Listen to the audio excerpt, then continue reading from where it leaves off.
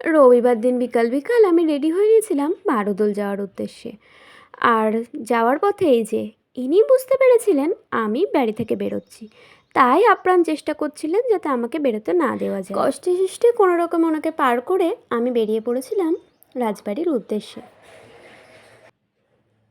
তারপর আর কি, ওখানে গিয়ে দেখি আমার বান্ধবী আগে থেকেই চলে এসেছে। তো ওখানে গিয়ে ওর সাথে গল্প করতে করতে মেলা ঘোরা শুরু করলাম। আর এই দোকানটা এত কিউট কিউট জিনিসগুলো ছিল যে আমি খুব ভালোভাবে দেখে নিচ্ছিলাম। আমি যদিও এই দিন গিয়ে প্রচুর চুড়ি কিনেছি। তারপর এগোতে এগোতে একটা দোকানে দেখলাম লেখা রয়েছে ফটো তোলা বারণ। যেহেতু ফটো তোলা বারণ, সেহেতু আমি ওখানে দাঁড়িয়ে ফটো তুলেছি এবং ভিডিও করেছি। এটা না করলে পাপ লাগতো।